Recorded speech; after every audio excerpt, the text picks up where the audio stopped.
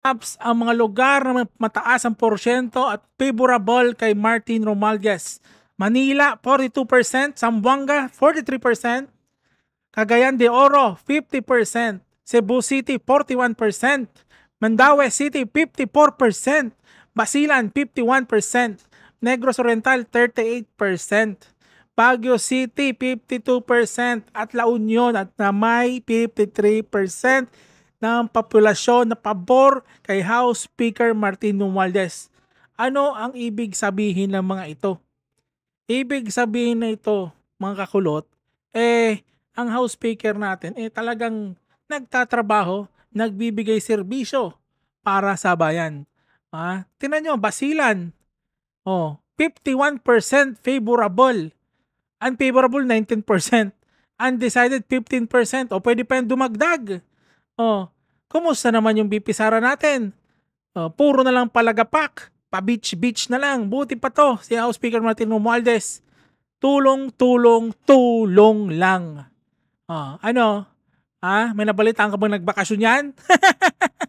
Meron? Comment down below kung meron. Sa Zamboanga, 43% favorable. 40% mataas-taas yan, pero at least mas mataas pa ng 3%. Undecided, 7%.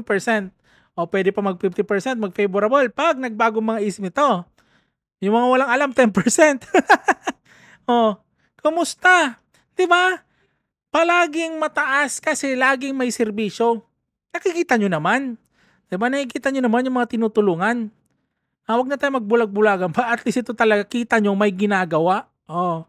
Eto naman sa Negros Oriental, favorable, 38%.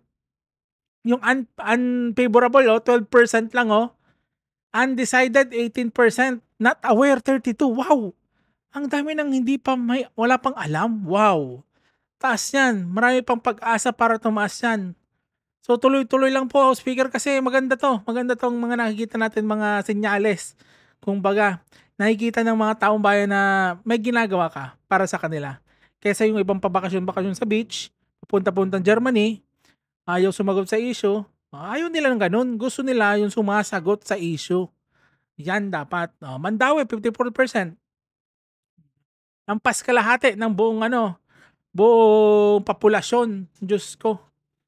Ewan ko na lang pag nagbulag-bulagan pa mga DD sheets sa mga percentage na to. 'Di ba? Iyak ka na. Kasi sigaw nila, BP Sara kaso wala walang ginagawa.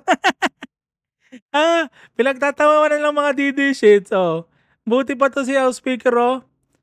Eto na lang kasi nyo, gawin yung role model, hindi yung isang nagtatapang-tapangan na Sara Duterte. Diyos ko. Wala tayong mapapala doon. Ito meron tayong mapapala dito. Tingnan nyo. Marami. Marami ang pumapabor sa kanya. Ano pa bang masasabi natin dyan? Gagawa ng issue? Kwentong barbero? Ni BP Sara? Tapos si BP Sara, yung issue niya, hindi niya masagot. Ano yun? Baliwan lang ba? Sa Baguio, 52% pa. Anong gagawin natin dito? Anong gagawin natin dito?